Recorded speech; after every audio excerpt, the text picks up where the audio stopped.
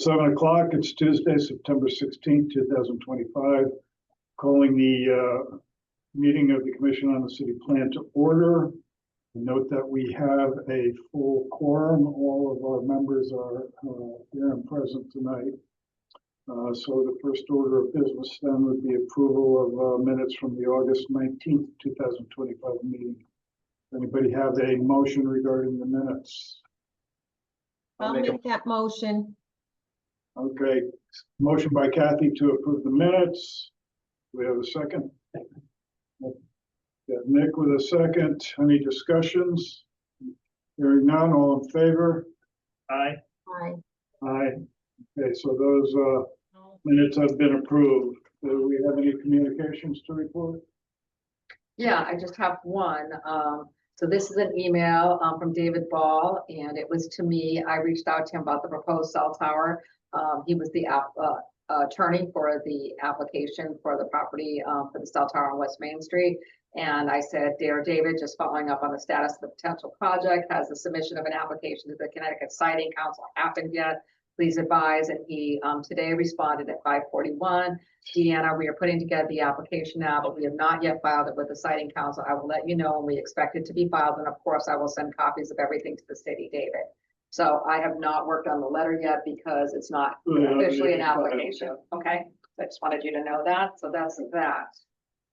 Sure. Yep. Okay, so moving on to this, we have several public hearings listed. Agenda, the first one being special permit 25-02 100 West Main Street. It's request for a special permit for a proposed bed and breakfast inn with associated site improvements. It's the property and application of Andrew Bowie, assessor of the map 118, block 1, lot 3. The zone is multifamily. It had been tabled from our last meeting, and it's on tonight. And I understand Mr. Bowie is here before, so yeah. I would like to have a motion at this time to open the public hearing. Nick makes a motion to open the public hearing. Do we have a second? I'll second. Second by Dean. All in favor? Aye. Aye. Okay, so the public hearing is open, and at this point, Mr. Bowie, did you want to address the commission? Oh, I've improved the property a lot, and to change it from a 7-family property where there were any of the rooms chopped up and restored it pretty much to its original historic way it used to be, and it has 4 single bedrooms with their own bathrooms. Then there's 2 suites in the back of the house with their own bathroom. The 3rd floor is my unit. I'm occupying the entire 3rd floor, and that has 2 bathrooms. But only for what's on for rent is the handicap unit on the 1st, and then the 2nd floor. So there's not aesthetically, I haven't changed a whole lot with the building. I've restored it. I've spent a lot fixing the house. And for fire code, I have installed 5/8 fire rated sheetrock throughout with mineral wool in every single wall, not just even in between bedrooms and ceilings. I put it everywhere. I didn't just do the bare minimum. I have a sprinkler system, which I do not believe is required for a B&B, but I installed it because I wanted to preserve the central staircase and ask for a modification at a later point. The staircase is a beautiful spiraling staircase up through the center, and restoration of this property, any money that I generate from a B&B will most likely go right back into restoring it to what its former beauty used to be, and the grounds surrounding. I am connecting into the city water for the sprinkler system. In the near future, a fire alarm system has been designed by an engineer. I've hired nothing but some of the best professionals to figure this property out. I did have a major change in architect. I am going with Capital Studio Architects. David Holmes is the architect on that, and then Straight Line Design, Jason Pitts is his partner, and they will be making sure that this is code compliant, answering any and all questions with fire marshal and anyone else who has any other questions. But for fire, I am far superior to code requirements. I will be, because I live there with my daughters. Exterior stairs, that is to be gone over with the Capital Studio Architects, and we'll probably keep restoring it more. It's come a long ways. It's a lot. So Do you have a picture of the front of the building? there should be. You want to call it the GIS real quick? Then what we'll do is we'll show you the GIS and then we'll save that picture. Record. It was called, if you don't mind me jumping in, this is Deanna speaking. So the building is in our historic American building inventory list. I don't think it's necessarily listed on the National Register because it's not a district, I don't believe, right there. Is there, It's not this. No. it's not in the district, so, but it was created about 1950, I mean, it's 1850, and it actually has a name. It was called the Century. I don't know if you knew that. Oh, I know exactly what building that is. The Century. I do actually have the full history of it, the Century building, and I meant to bring that tonight, but not that, you know. So it's really lovely. It's similar to 24 Broad Street with Mhm. less details to it, but Yeah. it's really lovely. And one of the things in my memo was potentially to see if we could remove those exterior staircases because it was a 7-family, I think that you said before. 7-family, so it had all these exterior staircases, and it would just be so much improved looking as a bed and breakfast without those exterior stairs. So his architects are working on that. The fire marshal does have a few concerns still that they have to work through. I think the sprinklers went in without them seeing doing some inspections or something, so he might need to go look The through the one wall or something. inspection, he signed off on the sprinkler system, but the one inspection he needs is the water test. Okay. But since I cannot connect on Cahoon Street, Yeah. I have to connect onto 32. It's a lot more involved, a lot more expense. Plus, they just paved 32. And it's a 10-inch line out there. They have to tap it live. There's no shut off. So it's an expensive process for him to be able to do this, to connect into 32, and there was just no way. They don't have the capability. It's the size of the pipes, I think, on Cahoon. So so this, I will be asking, unless Mr. Bowie has any other comments, to continue this public hearing, unless there's comments from the public for tonight, because the fire marshal does want to make some more. And are you going to have anything new from the architect before this meeting? Two. I'm hoping so. Okay. They're just gonna go over the plans because these are, it's an existing structure. Yep. Nothing will drastically change Yes. at all. The only thing I took out were a few of the floating walls from the previous apartments. Okay, Other than that, it's the same no matter what.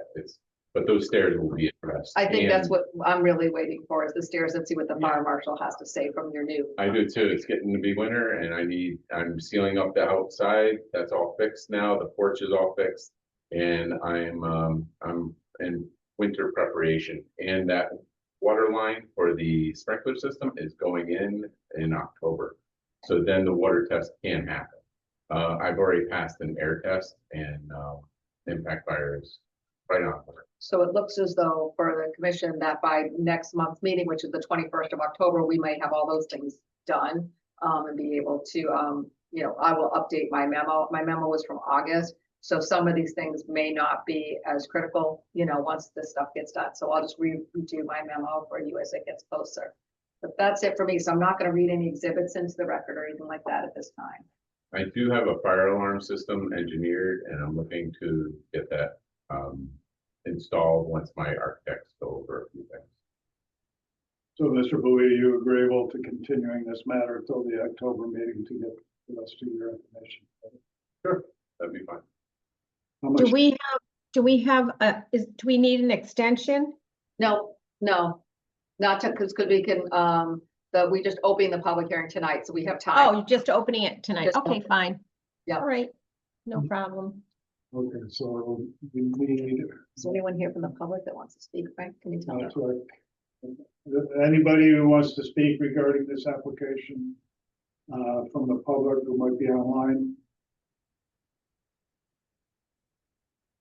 Hearing none. Okay, so, should we move to extend it right now? or Motion to continue it? continue the public hearing till the October 21st meeting. All right, so somebody want to make a motion to do that? I'll make a motion to extend the public hearing until October 21st. Second. I'll second it. Second by Nick.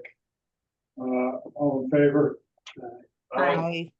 Okay, Thank so, you, everyone. thank you, Mr. Bowie. So it's gonna continue to October 21st, and hopefully you'll have all the information back from your experts by then.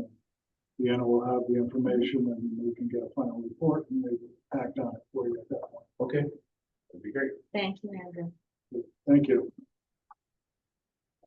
Okay, next matter on the agenda is, Oh, that's fine. I'll take that next one. Just gonna say the notices went out. I just want to make sure everything was fine.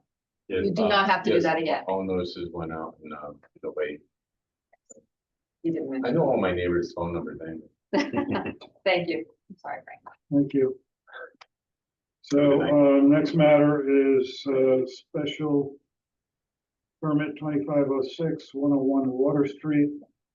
Request for a special permit to convert an existing office building to a proposed mixed-use building with 61 residential units. Application of Matthew H. Green Esquire, property of WW Water LLC, Assessor's Map 102, Block 6, Lot 62, Zone CC SFHA overlay.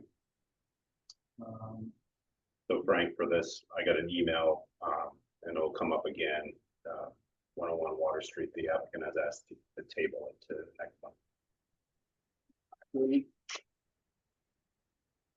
So we're not opening the public hearing tonight. Now, Okay, just want to make sure. All right, so can we have a motion to table it to 10/21? I'll make a motion to table the next meeting at 10:21. Do we have a second? Second. I'll second. All right, everybody seconded it. But pick one for our secretary, who? We'll go with Ella. Okay, Okay, so Dean and then Ella. and all in favor? Aye. Aye. Okay, so that's been tabled. Next matter is site development plan 601, 611, AKA 611 Norwich Avenue.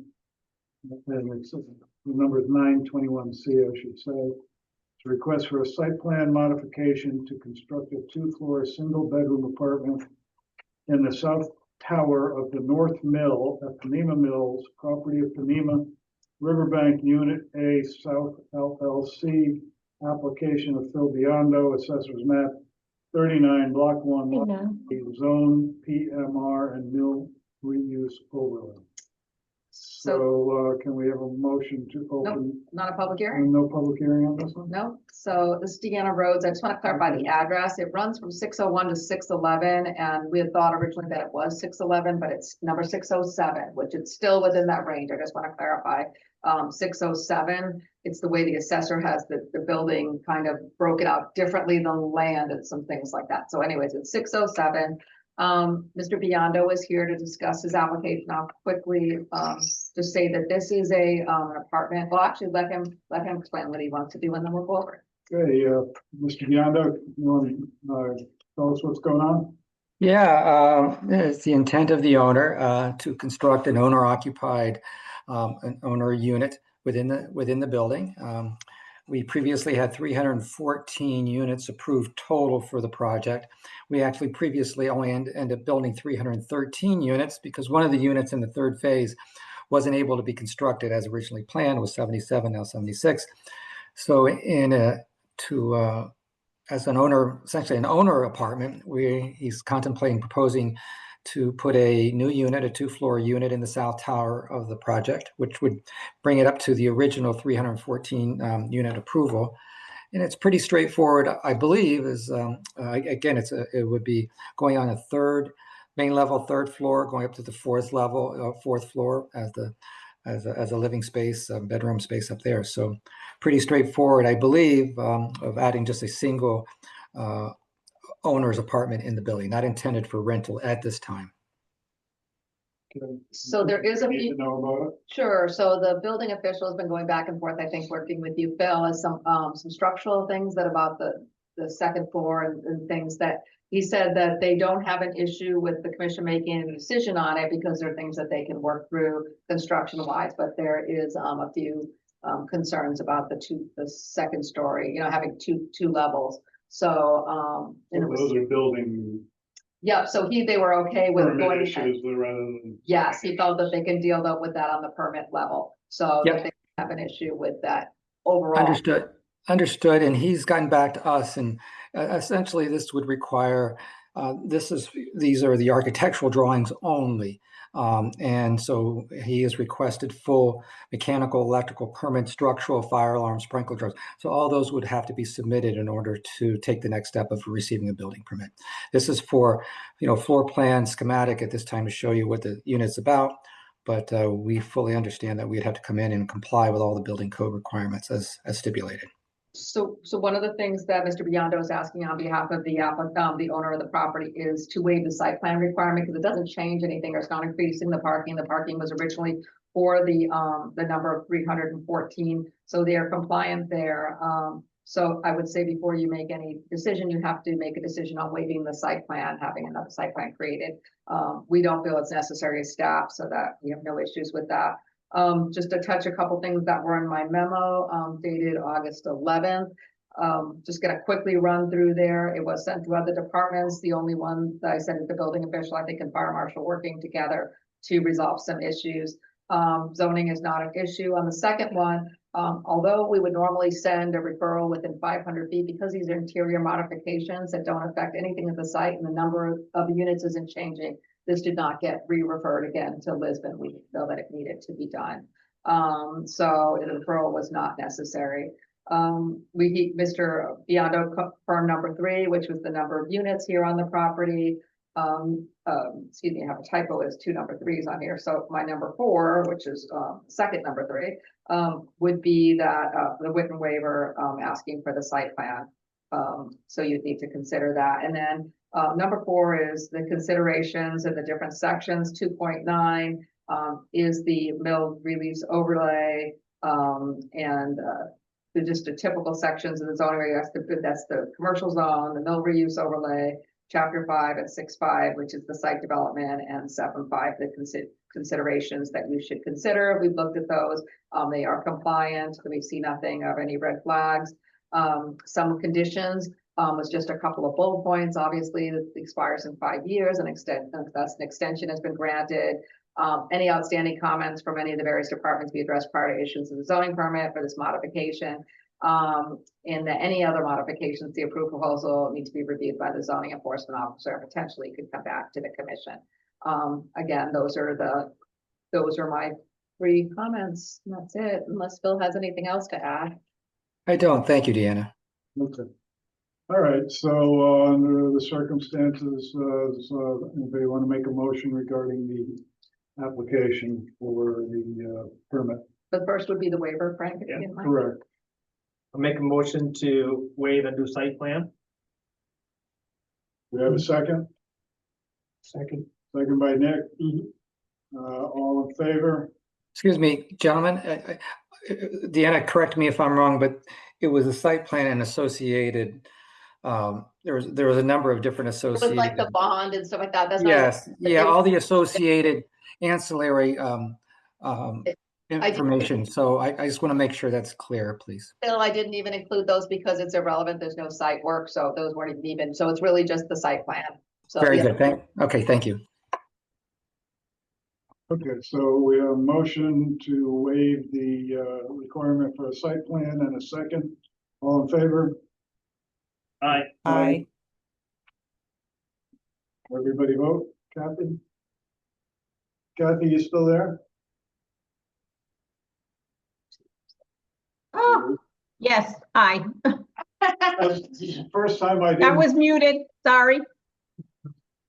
All right, So that was a positive vote. okay, Yes, it was. All right. So the site plan requirement has been waived. Do we have a motion regarding the application itself? I'll make that motion with the three conditions or modifications recommended by the or the city planner With the To a- to fourth approve it. memo? Yeah, Okay, so we have a motion to approve with Deanna's recommendations and conditions as set forth in her memo and for the reasons set forth therein. Do we have a second? This is Ella. I'll second. So Kathy made the motion, second by Ella. Any discussion? Hearing none, all in favor? Aye. aye. Aye. Okay, so that carries unanimously. Thank, All right. thank you all. Thank you very Yeah. much. Deanna, thank you. you're welcome, Bill. I know.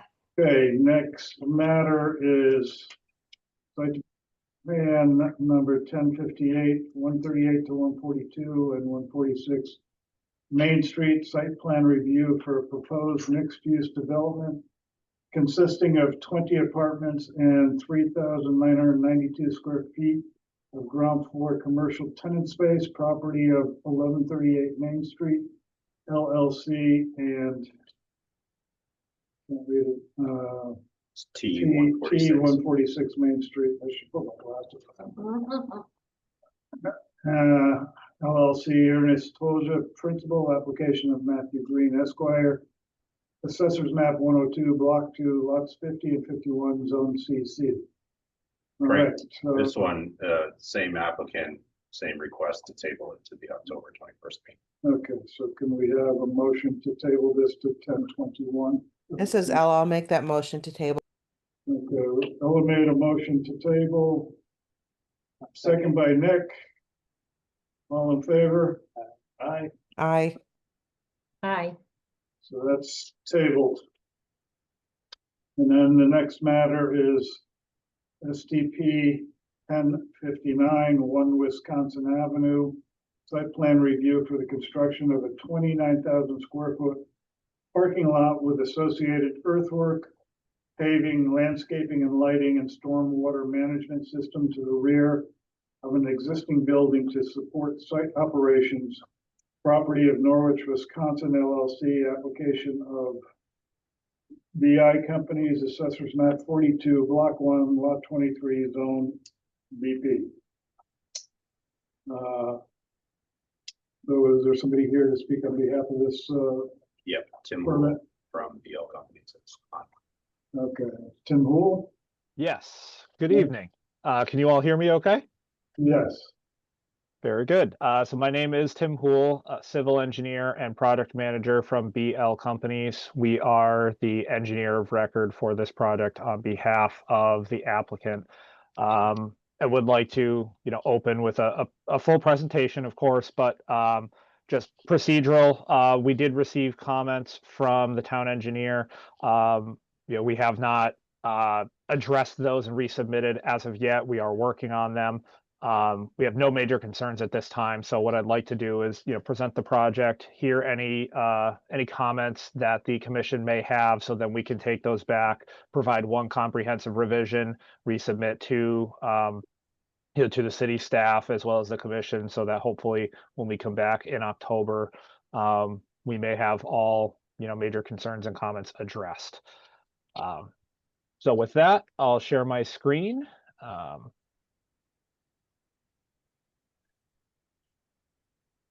And I believe you should see my screen now, correct? Yes. Very good.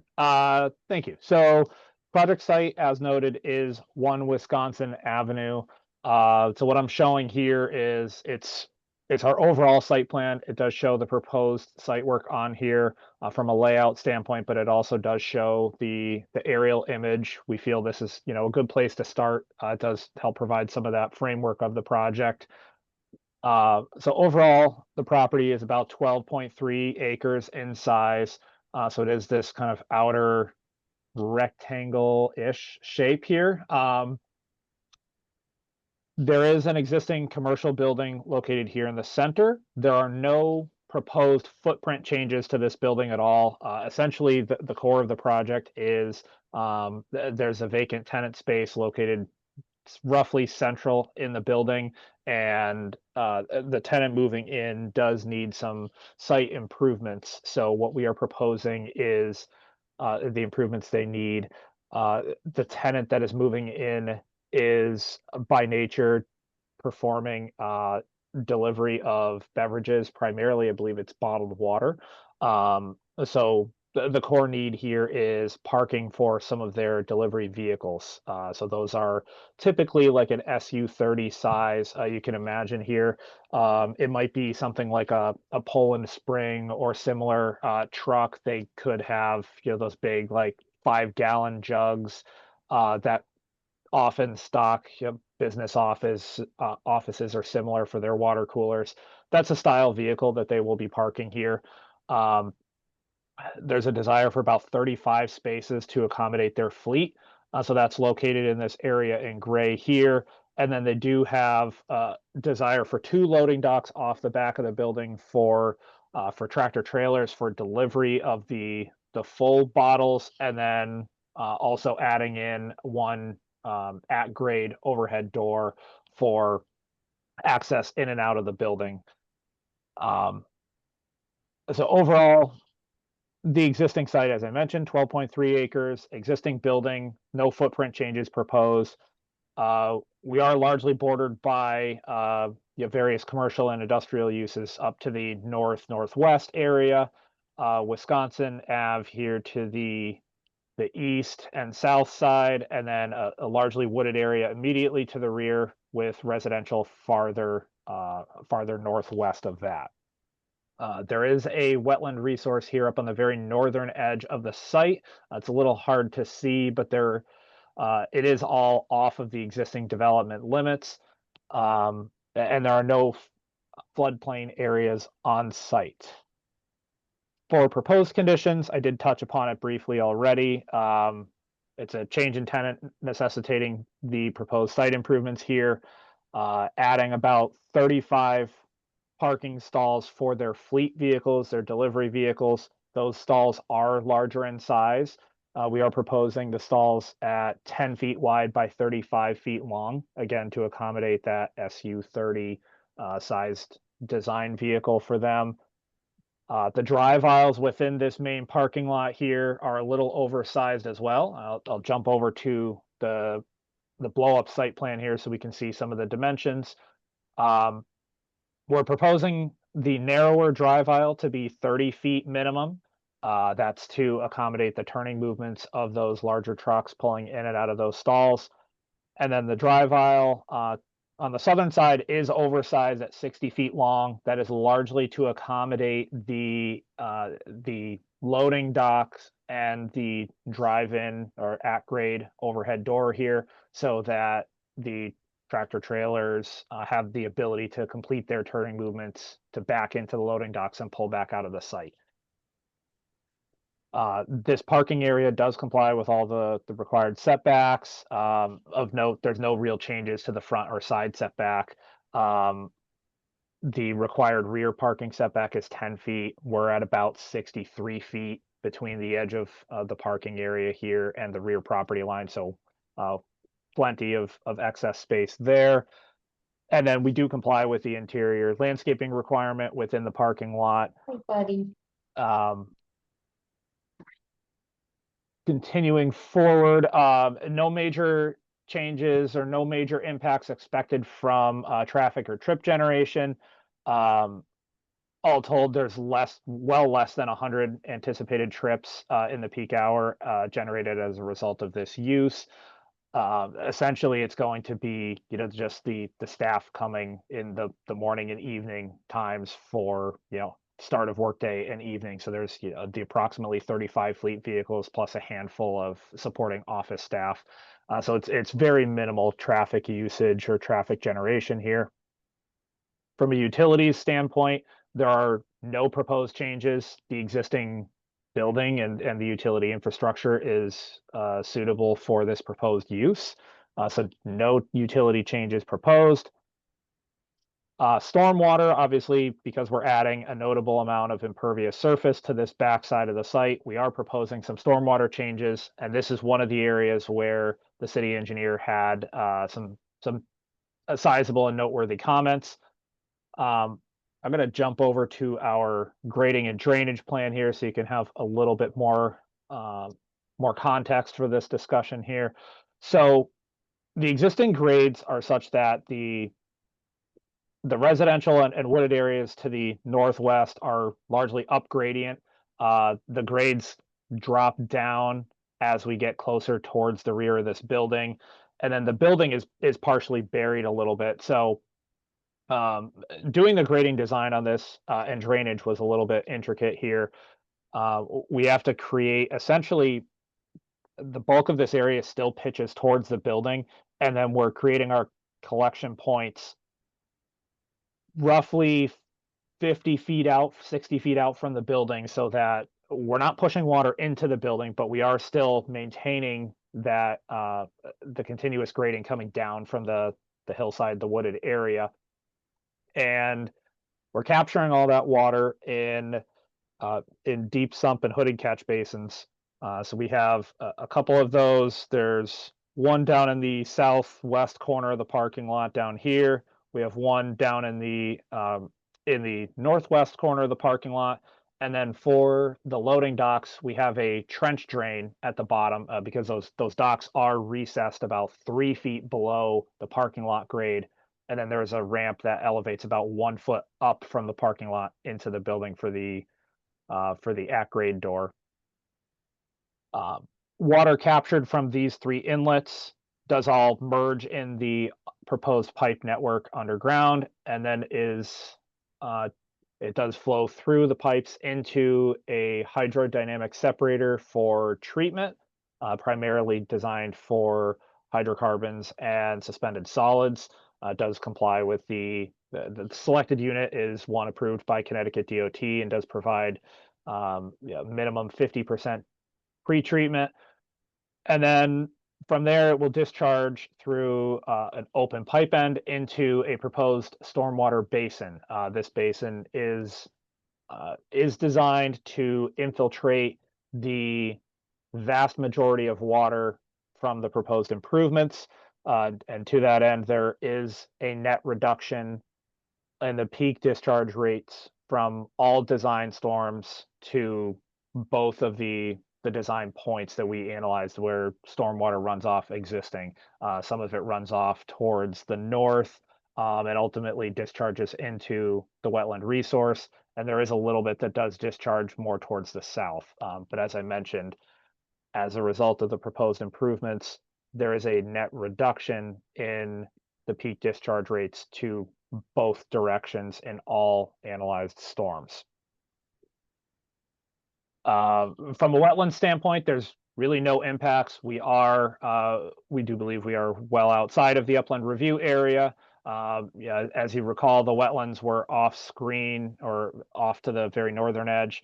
There's this gray line here with the triangles in it near my handprint on the screen. That is the wetland line that we do have from record information.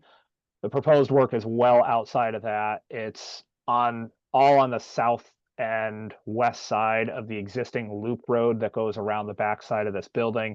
So we are not encroaching into any of the vegetated areas, even remotely close to the existing wetland resource.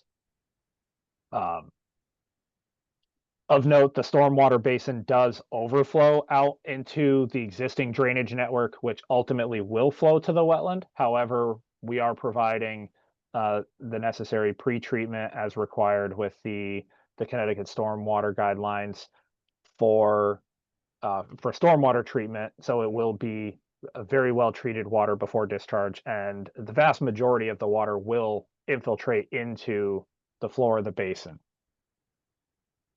We do also have a site lighting plan included as a part of this. You might be able to see a couple of the light poles. There's one located here And we do have, I believe it's a total of 5 around the parking lot.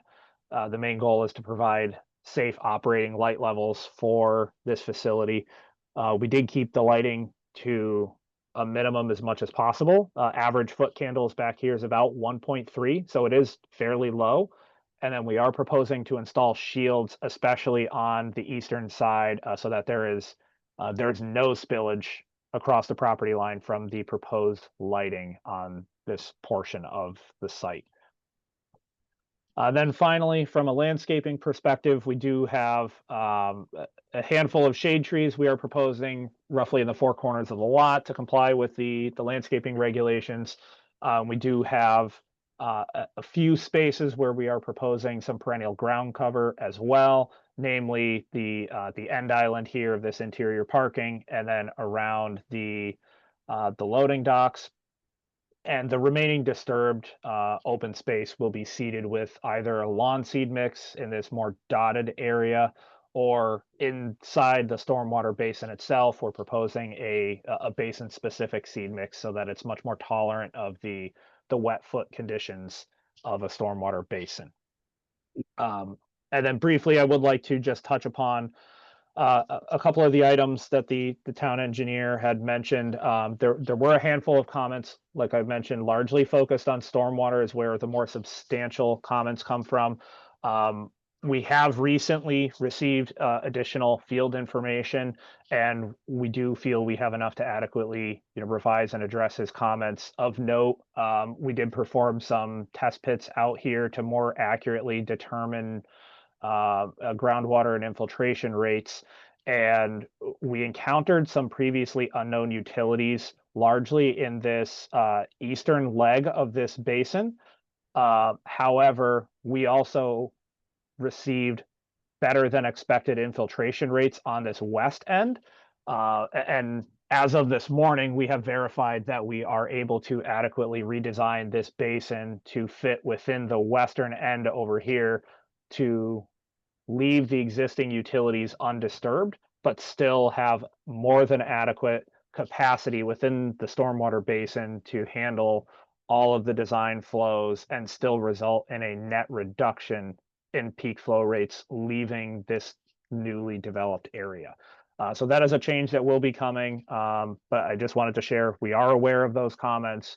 We are working towards improvements on them. And our hope is to actually resubmit next week so that there's more than enough time for city staff and the commission to review this well in advance of the next meeting. So with that, I'd like to open it up. Any questions or comments you may have, I'd be glad to answer or take note for any revisions that you would like to see for the next submission. Tim, you cut out our video and audio cut out for the last few minutes. I don't recall exactly where you were. I think you were talking about the infiltration rates. You said that you were able to accommodate the infiltration on that lower part and would stay away from the other portion where the utilities were. And then we cut out, so we didn't hear anything after that. You were gonna just redesign that. So I don't know. Yes. I want to repeat that for the record. Sure. Essentially, that is correct. We can redesign this basin because we received better rates than expected. We can shrink the footprint down to leave the existing utilities in place and still meet the design requirements for the required infiltrated volume and still reduce the net flows leaving the site. So we are working on that. That's something we are hoping to address all of the city's comments. And our goal is to resubmit potentially as soon as next week so that there is ample time for city staff as well as the commission to review in advance of the next meeting. Okay. What Any- utilities are in that did you uncover? So there were What do they two- serve? So there were 2 of note. There was a drainage line that does, so there's a catch basin right here. I did circle it in this kind of reddish color. There's a drain line that we found that extends to the south. So that's the main restricting factor. We did not find what that connects to. We did perform ground penetrating radar to try to trace that, and we could not find where the other end was. And then there was also around the back of this facility, there is a water main that loops for fire protection. And there are 2 indicator valves that are located. I believe there's one roughly in that area, and then another one somewhere over here. Those are fed off of the loop around the site. So between the 2 indicator valves and the storm drain, those are the previously unknown utilities that we encountered. Okay, and the water line serves the building. This overall, yes. I'd say it serves the site as a whole. Right. The main service comes in from the street, and then there is the fire sprinkler system that goes into the building. But there are also hydrants around the back side of the building, so it's for the overall fire protection for the site. All right, thank you. Anything else to be heard from the applicant? No, I think that's our main presentation. And like I mentioned, if you have any comments or questions, I'm happy to answer or take note of any considerations or revisions you would like to see, so that we can provide those responses and revisions in the next few weeks. Any other questions by the commission members? Comments from staff at this point? Yeah, I'm gonna take over sharing here. Sure. So I would just note, Frank, that the meeting was still happening and recording. We were just not there. It's still on the video. So it was recording what he said. We Twice. weren't picking up anything. Right.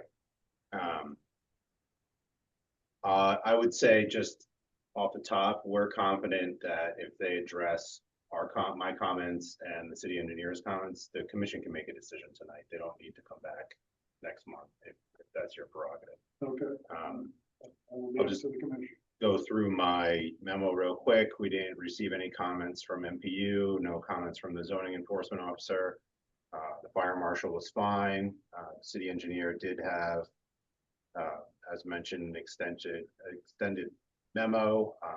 They've been in talks with him throughout. The E&S bond is acceptable to the city engineer. The site's previously disturbed. It is in an area of moderate archaeological sensitivity. I'm assuming nothing's going to be found in this construction, but if there is, we just have this note here. Asked for an updated E&S plan, just a verification that the details are consistent for guidelines. Also a comment from the city engineer. And I do have some suggested comments here that I would ask to waive reading, but they'd be included in the motion made tonight. And say, just please add that the city engineer's comments be addressed, and some suggested reasons are conforms to 2.9, chapter 5, and section 7.5 of these zoning regulations.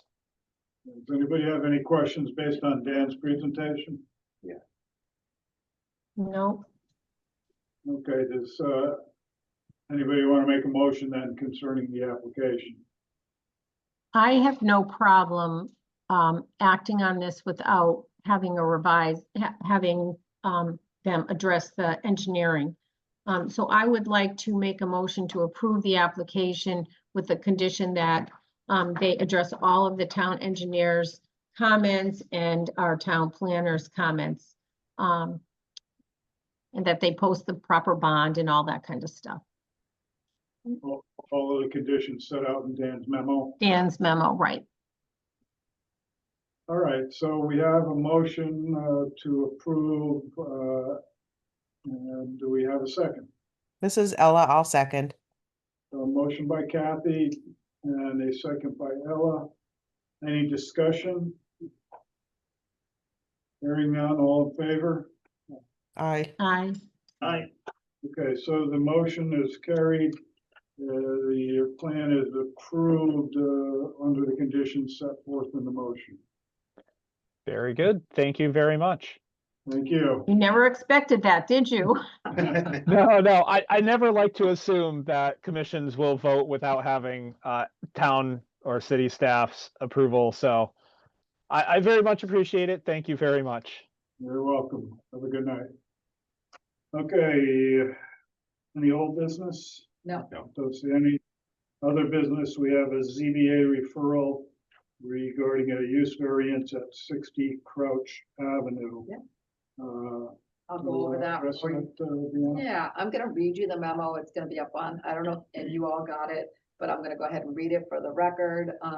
So it was, to the Commission on the City Plan from Richard Shook, Zoning Enforcement Officer, dated August 27th, 2025.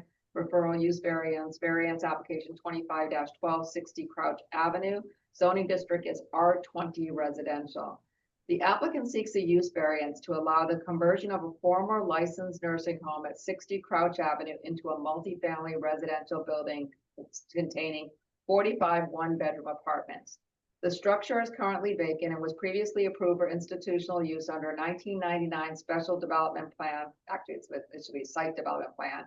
The property is located in the R20 zoning district where multifamily housing is not a permitted use. Because the proposed use is not allowed in the district, a variance is required. In accordance with section 7.10.2.5 of the Norwich zoning regulations, all applications for use variances must be referred to the Commission on the City Plan for review and comment prior to action by the Zoning Board of Appeals. The state of Connecticut adopted Public Act 24-143 codifying at Connecticut General Statutes 8-2R, which requires municipalities to allow the conversion of certain vacant licensed nursing homes to multifamily housing through a limited summary review process. This statute was intended to facilitate the adaptive reuse of institutional buildings such as nursing homes in response to the evolving housing needs. However, the statute explicitly states the provisions of this section shall not apply to any municipality operating under a special act. As Norwich operates under a special act charter, the city is exempt from Connecticut General Statute 8-2R. Accordingly, the city is not required to permit the conversion by right or through summary review. The proposed multifamily use must therefore be pursued through a use variance consistent with local zoning procedures. In the submitted variance application, the applicant states that the proposal is consistent with the purpose and intent of Connecticut General Statute 8-2R, even though the statute does not apply to Norwich. The applicant presents this as the supporting rationale for the variance, noting that the reuse of the building for residential purposes aligns with the state's housing policy and promotes a beneficial redevelopment of a long vacant facility without increasing density or expanding the structure.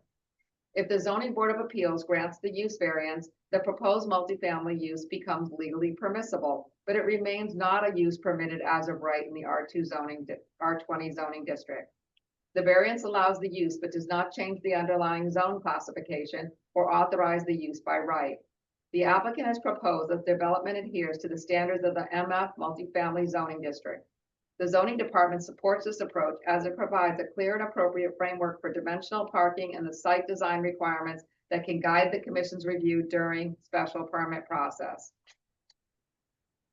The site plan reflects use of an existing building with no substantial building expansion. A total of 45 one-bedroom units are proposed. The required parking under multifamily zone standards is 34 spaces. It's 0.75 spaces per unit, plus one loading, unloading space based on the building's total floor area of 32,961 square feet. The site provides 53 parking spaces, which exceeds the minimum requirement, includes one loading space as required. No additional variances appear necessary at this time based on the current documentation. And then the attachments were the variance application previously approved 1999 site plan pages 1 and 2. It says, please review and comment according to this request. Richard Shook, CEO. So today, the question was on that was it went down to the guide the commission's review and it used said during the special permit process. So Dan and I questioned that and we thought that it was not, if the variance was granted, it would be a site plan and not a special permit. So Rich responded to that in another memo, which I'll read very quickly, to the CCP from Richard Shook, Zoning Enforcement Officer, dated September 16th, 2025, regarding clarification, special permit versus site plan review for variance 2512 60 Crouch Avenue. This memo was intended to clarify the distinction between special permit and site plan review and explain the basis for identifying special permit as the review procedure in the original staff referral memo regarding use variance application 2512. Under the Norwich zoning regulations, multifamily dwellings in the MF zoning district are permitted by site plan review as listed in section 1.5.2.3 and subject to the standards in section 6.5. Site plan review is the default review process for standard multifamily housing that is permitted by right in the multifamily zone. The applicant for the variance 2512 has requested a use variance to allow multifamily housing in the R20 zoning district where such use is not permitted. As part of the application, the applicant has volunteered to adhere to the multifamily district development standards, including the use of site plan review procedures, and has not proposed any high-rise or special categories of multifamily development that would otherwise require a special permit. This office has no objection to the project being reviewed solely through site plan review if the variance is granted. The original staff memo referenced special permit as the review mechanism following the variance in order to emphasize the need for discretionary review of this use. However, it is acknowledged that Connecticut General Statutes 8-2R Public Act 24-143 permits such conversions by site plan review. The multifamily zoning district allows multifamily dwellings by site plan review, and the applicant's request explicitly states the site plan review under multifamily standards is intended. Accordingly, this office recognizes the site plan review is the appropriate post-variance review procedure consistent with the applicant's submission and the standards of the multifamily district. If the variance is granted, the proposal may proceed with site plan review under the adopted multifamily zoning criteria as volunteered. So, from the. Are we getting ahead of ourselves here? Well, I think he's wanting you to know that if they give a variance, then it has to come to the commission anyway. So they're letting you know it has a procedure. It's not just zoning permit. So he's kind of, first he said special permit, which is the public hearing and all that. And we questioned that and he went back and looked and said, no, it is site plan. So I think it was the clarification for that because his original memo said special permit. Staff has looked at this. We know what the statute says. We're familiar with it. The attorney, which is Bill Sweeney. It doesn't apply. No, it doesn't. Bill Sweeney is here. He is the applicant's attorney for the variance.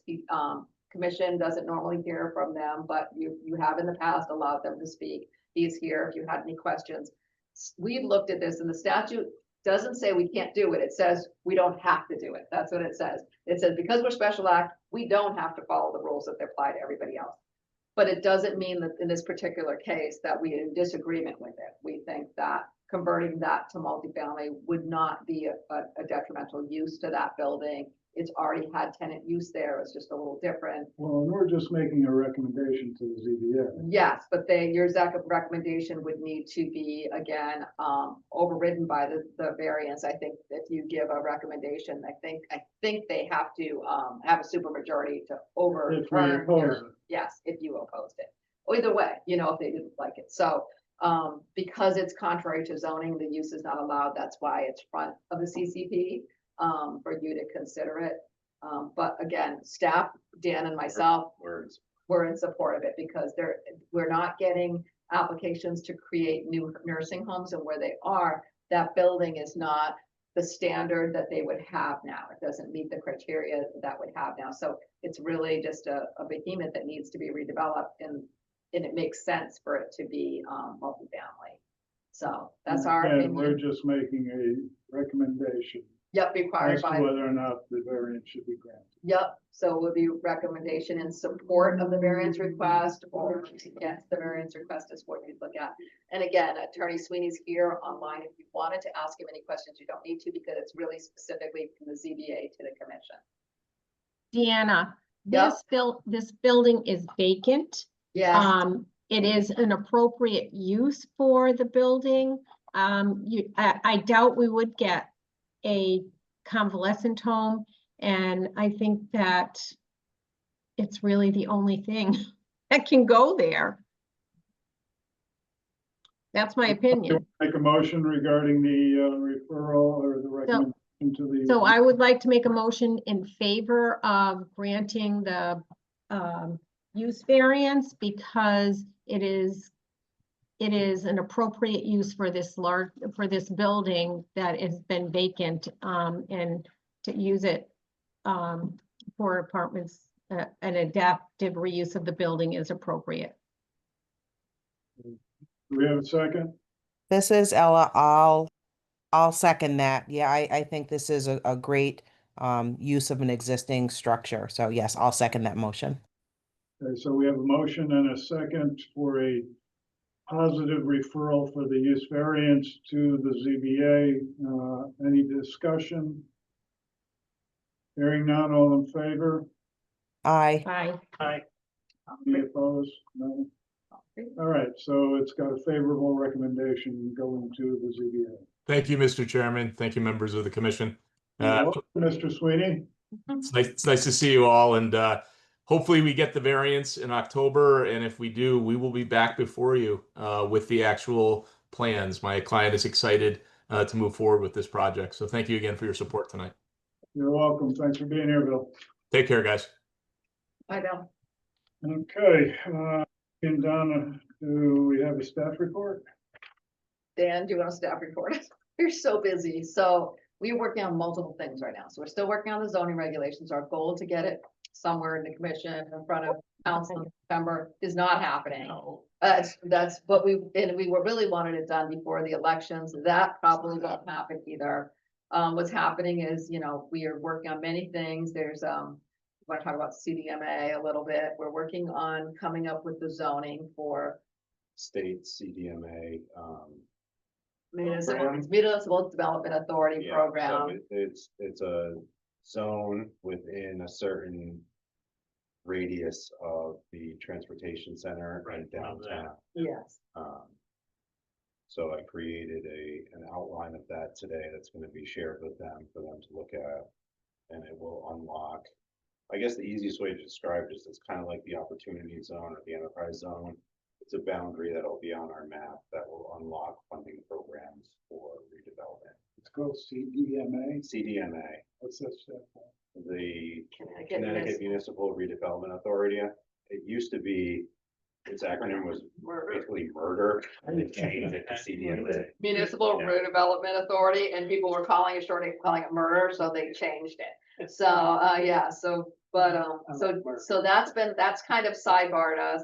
There's some other things happening, Just a lot of applications, Yeah. really. I mean, we tabled 2 of them tonight, but there's. but they other take a ones. lot of time to review those, even to get to the point to say, hey, this thing's going on. We haven't, there's just so much. I get called in on a lot of things on other projects in the city. So we are working our little butts off, and the 2 of us, and one of my admin staff gave their notice yesterday. So we are gonna be scrambling a little. I'm hoping to get a temp. Who was that? Anna Acevedo, who was one of our admin technicians, who was excellent. We have 2 wonderful Spanish speakers, and it's not a requirement of the job, but boy, has that helped a lot for us to have that capability. So that was today put out because we were like, hey, we need to move on as quickly. It's internal and external. So if you know of anybody that might be interested in applying for the job, working in our department and helping the public with building permits and commission stuff and everything else, Yeah. so we're just buried. That's all I could say. Still moving along on all the CIF applications, the waterfront, Cape Park, Norwich State Hospital. Trying to wrap the Norwich State Hospital so we can go out to consultant services for the planning study. And it's just, we do our part, and there's this lag of a month or 2 from the state. And then they'll send us something and they want something right away from us, and then we get on it, and then there's a lag. So there's a lot of this lag time. And so I always feel like nervous about it. Like, are we blowing it on our end, or are they blowing, and that's just how it works. It just takes a really long time. And Cape Park, we finally crossed the T's and dotted the I's on all that money.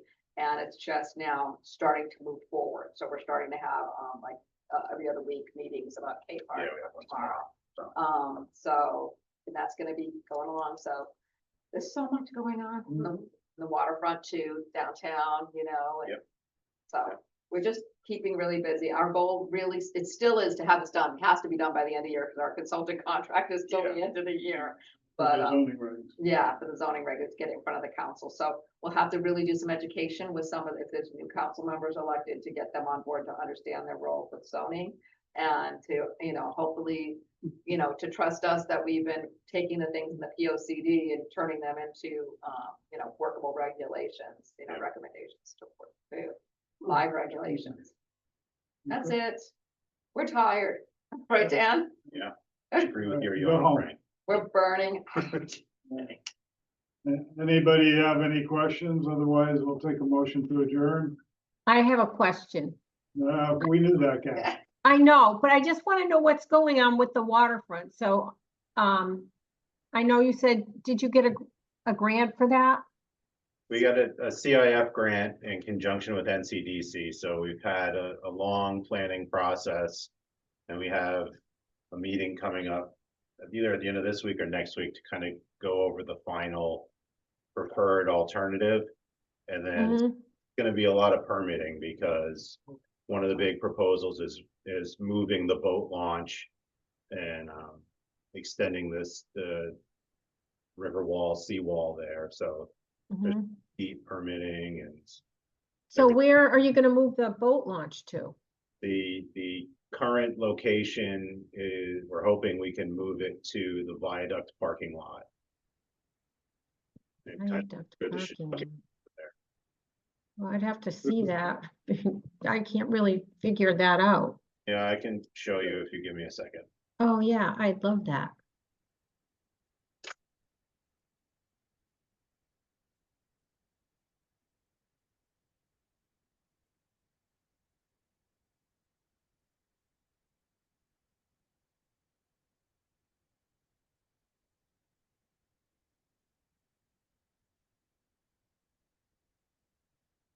So the current launch is here, Yep, there is, and we're exploring moving it right here. Oh, So between the viaduct and the digital billboard that's there, uh-huh.